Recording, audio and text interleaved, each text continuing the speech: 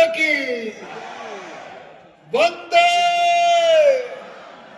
जय हिंद। अत्यंत सम्मानित मंच, सम्मुख अत्यंत प्रतिष्ठित बंधु, समस्त सनातन समाज जो यहाँ पर उपस्थित है, सुबह से पत्रकार बंधुओं, मैं आप सभी को हाथ जोड़कर प्रणाम करता हूं। मैं बांग्लादेश के मुद्दे पर सीधी सीधी 2-3 बात करके अपना स्थान लूंगा। आखिर ये बांग्लादेश का मुद्दा इतना महत्वपूर्ण है क्यों, और कल ये आपके हमारे लिए क्या नुकसान लेकर आ रहा है, इस पर जानकारी होनी बहुत आवश्यक है। जो अभी हम बांग्लादेश में देख रहे हैं, ये कोई नई बात नहीं है। ये 2022 की, 23 की, 24 की बात नहीं है। ये 1971 और उससे पूर्व की बात है। ये नोएखाली में गांधी की समय की बात है, जब बांग्लादेश के अंदर के मुसलमानों ने हिंदू सनातन समाज को मारना काटना शुरू कर दिया था। और 1971 के बाद तो हिंदुओं का पलायन वहां शुरू हो गया और आज कुल 7.97% हिंदू बाहर रह गए हैं। जरा सोच के देखिए, 17 करोड़ लोगों में से 1,35,00,000 हिंदू मात्र। मैं आपसे निवेदन करना चाहता हूं, ये थोड़ी सी बातें आप जरूर सुन लीजिए। भोजन थोड़ी देर बाद भी किया जा सकता है। याद रखें, यहां पर सब लोग जो भोजन के लिए उठ गए वो उठ गए।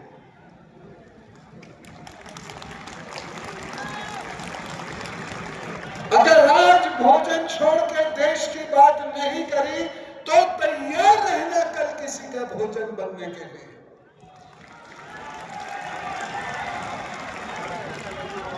और हिंदू समाज की यही कमी है, हम एकजुट नहीं होते हैं तो हमारा धैर्य बहुत जल्दी छूट जाता है। हम कभी भी मुद्दों पर गंभीर होते ही नहीं हैं, और जब तक आप अपने मुद्दों को समझेंगे नहीं, गंभीर भी नहीं होंगे, तो आक्रोश किस बात का। फिर से एक नारा उठेगा, फिर 4 नारे लगेंगे, फिर सब लोग बोलेंगे और घर जाकर भोजन करेंगे। कैसे आपका आक्रोश दिखेगा किसी को? कुछ नहीं होगा, कुछ भी नहीं होगा। जो घटनाएं जुलाई से शुरू हुई, जो घटनाएं अगस्त में चरम पर पहुंच गई, हमने उसके लिए कितना प्रतिरोध किया। पूरे देश भर में नाम मात्र का प्रतिरोध हुआ है। क्या बांग्लादेश में रहने वाले हिंदू हमारे भाई बहन नहीं है, हमारे बच्चे नहीं है, हमारे बुजुर्ग नहीं है? उम्मा हो सकता है, पूरा इस्लाम एक परिवार हो सकता है, पूरी ईसाईयत एक परिवार हो सकती है, तो हम क्यों नहीं हो सकते?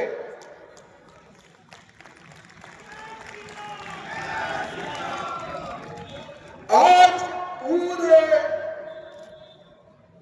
प्रांगण को मैं संदेश देना चाहता हूं कि मैं उस संप्रदाय से, उस समुदाय से आता हूं जो जिस धरती पर रहा उसने उसको सजाया, उसने उसको संवारा। बांग्लादेश में हिंदू रहे, बांग्लादेश निखार दिया, बांग्लादेश धीरे धीरे, चाहे वो क्रिकेट हो, व्यापार हो, सब जगह उठा और वहीं से हमने गर्दनें कटवा दी। जरा सोच के देखिए, बाबा साहब की बात भाई अश्विनी जी ने की। बाबा साहब ने बहुत स्पष्ट कहा था, और उसे पढ़ने के बाद मेरे रोड पे खड़े हो गए थे कि मुस्लिम भाईचारा मतलब मुसलमानों का मुसलमानों के साथ भाईचारा, तुम्हारे मेरे साथ नहीं। वो चाहेंगे भी, उसमें भी बहुत अच्छे लोग हैं, वो चाहेंगे भी तो बाकी लोग उन्हें उस भाईचारे को निभाने नहीं देंगे। देखिए, एक कहानी 13.8 बिलियन डॉलर के व्यापार की है। हिंदुओं से उनका व्यापार छीना जा रहा है, हिंदुओं से उनकी नौकरी छीनी जा रही है, जिससे हिंदू वहां मजबूर हो जाए, उनके घरों पर वो कब्जा दे दे और उसके बाद हिंदुओं को यहाँ भगा दिया जाए। कुल 40 लाख हिंदू यहाँ पर आ गए तो उससे उन्हें परेशानी होने लगी और उनकी स्ट्रेटेजी को समझने का प्रयत्न कीजिए। ये जो भी कुछ होता है ना देशों में, ये एक रणनीति के तहत होता है। ऐसे मजाक नहीं हो गया है कि हमने चलो तो हमारे धर्म का नहीं काट दिया, नहीं, उससे भी आगे, उससे भी गहरी बात होती है कि यहाँ वहां से भागकर हिंदू आए, पाकिस्तान से यहाँ भागकर हिंदू आए और यहाँ पर जब सरकार ने CAA की बात करनी शुरू करी, उन्होंने कहा अरे अब तो हिंदू सुरक्षित हो जाएंगे, उन्होंने CAA का विरोध करना शुरू किया। समझिए इस रणनीति को, छोड़ दीजिए भोजन थोड़ी देर के लिए।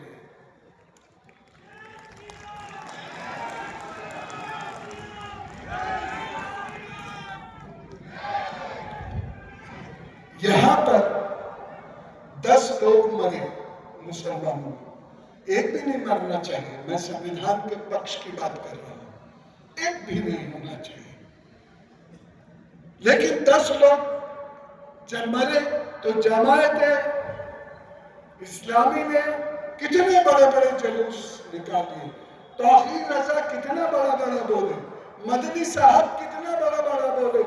आज जब हिंदू बांग्लादेश में काटा जा रहा है, आपने इन लोगों की आवाज सुनी तो काहे का भाईचारा निभाने की बात करते हैं।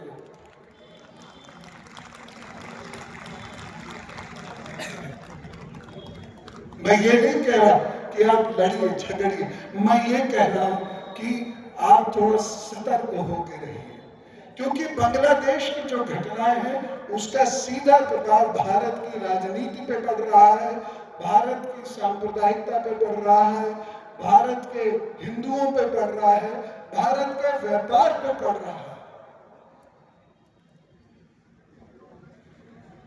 एक चीज देखिए, बर्बरता की कहानी, 4 जिले में कुल 20% हो पाए, कुल 4 जिले, 67 जिलों में कुल 4 जिले ऐसे जहां 20% हो पाए, और यही पर उन्होंने सबसे ज्यादा मारना शुरू किया और इस कदर मारा, मतलब एक मौत होती है सीधे गोली दाग दी, खत्म, और दूसरी मौत होती है जला दिया, औरतों को जला दिया, बच्चों को जला दिया।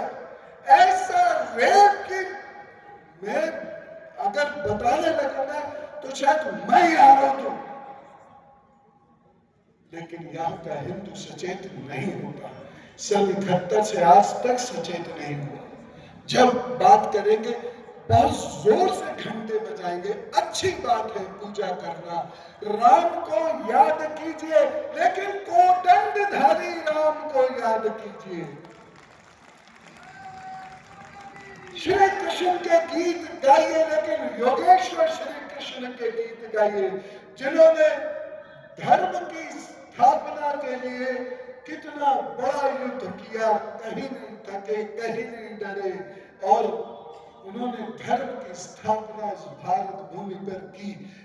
इनको याद करेंगे तो बाजू फड़केंगी, नहीं तो फिर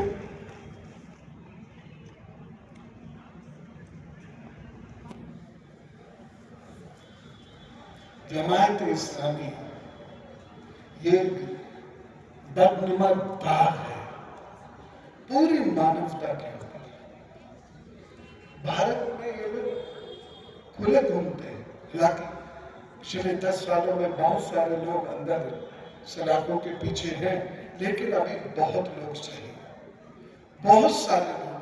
और इस बात की जो यूनुस जी कहते हैं ना, मुझे बड़ा दुख है, मुझे बड़ा दुख है, अगर इतना दुख है तो वहां पर इतने लाख लोगों के, हजारों लोगों के मर्डर हुए, एक जांच समिति बैठी, अब तक भारत में 20 बैठ गई होगी।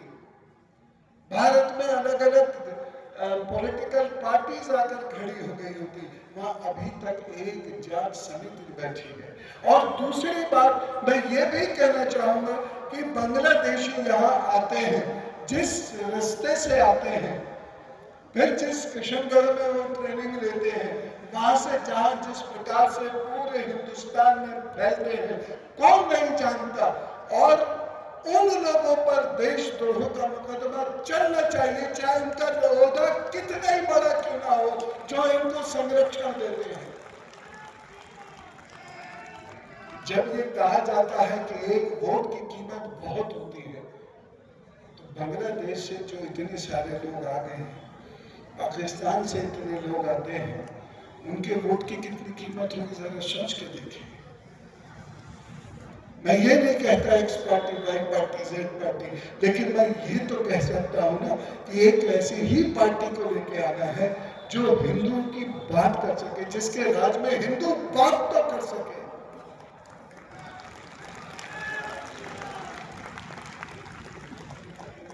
आज से 10-11 साल पहले अगर हम ऐसी बात करते तो घर पर जाते और रेजिग्नेशन लेटर पर साइन कर रहे होते, या हमको सर्विसेज से मुअत्तल कर दिया गया होता। आज वो स्थिति तो नहीं है। आज मैं देख रहा था अगर एक दीदी का जोश, वो बीच बीच में बोल रही थी, जोश के साथ बोल रही थी। 11 साल पहले, 12 साल पहले कभी बोल पाई होंगी वो ऐसे कुर्सी पर बैठ के फ्रंट रो में? कभी नहीं बोल पाए। ये ताकत हिंदुओं की ताकत है, और इस ताकत को और मजबूत करना है। ये कुछ हिंदुओं की ताकत ना रह जाए, ये सब हिंदुओं की ताकत होना चाहिए। ये कुछ सनातनियों की ताकत ना रह जाए, ये सारे सनातनियों की ताकत होनी चाहिए। और हम पूरे विश्व में गुरु बनकर फिर से उभरेंगे। एक देश को तो हम हिंदू राष्ट्र घोषित करवाने की कोशिश करें, तभी जाकर हम पूरे विश्व में मान्यता पाएंगे, अदरवाइज काटे जाएंगे।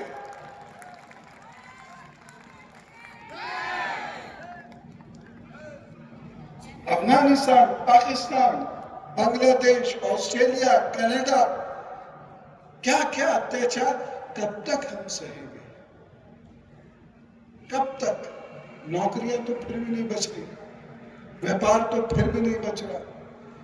इसलिए अच्छा ये है कि एक बार सब छोड़ छाड़ के जितने पैसे मिले उससे कफन खरीद ले और इनकी एम्बेसीज के सामने जाकर बैठ जाए कि हमें न्याय का अभी हमें न्याय चाहिए, न्याय का आश्वासन अभी चाहिए, और वो भी इंटरनेशनल मीडिया के सामने।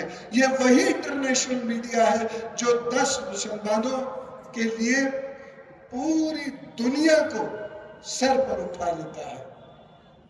यहाँ हजारों कट गए, लुट गए, ये नहीं बोला, बोलेगा भी नहीं, क्योंकि ये मीडिया कहीं और से चलाया जाता है और इसमें हम पीछे।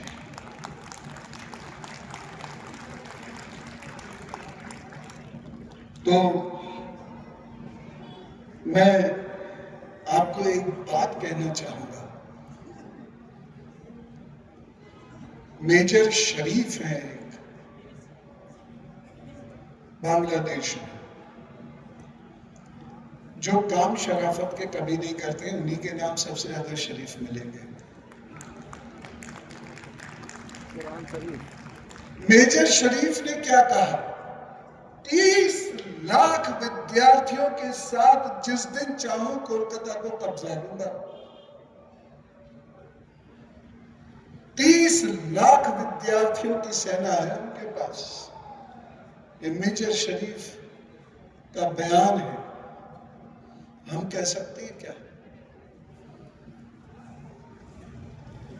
हम कह सकते हैं कि चलो शाम की चाय नहीं पीएंगे, कल का खाना नहीं खाएंगे, और 100 रुपए जो बचेंगे उस 100 रुपए से हम कूच कर जाएंगे और ढाका को कब्जा लेंगे। आप कह सकते हैं? कभी कभी नहीं। ना आपकी संस्कृति कहने देगी, ना संस्कार कहने देगा, ना ऐसी आपके पास कोई रणनीति है जो ये आप कह सके।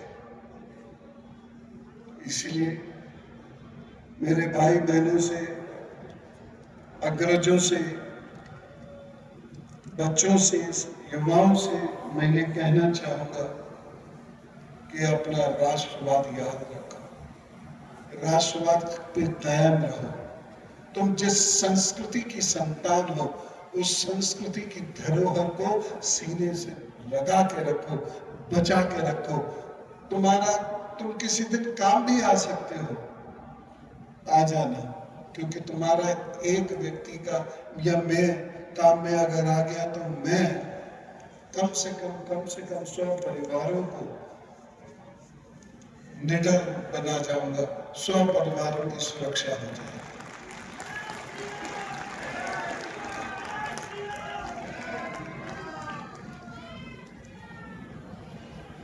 अंत में श्री राम जी जो भारत की अस्मिता के संकेत हैं, उनका उद्घोष करते हुए, और मैं आपसे कहूंगा जरा मेरे साथ बोलेंगे, आप लोग बोलेंगे जय श्री राम, जय श्री राम, जय श्री राम, जय जय श्री राम। तेरे राम मेरे राम, तेरे राम मेरे राम, उत्तर में राम, पूर्व में राम, दक्षिण में राम, पश्चिम में। ताली बजा के एक भुजाएं गड़गड़ानी चाहिए। जय श्री राम, जय श्री राम, जय श्री राम, जय श्री राम, जय श्री राम, जय श्री राम। और अब बांग्लादेश में भी जय श्री राम। बहुत बहुत धन्यवाद प्रभु, हम सबके संकट हरे। ओम।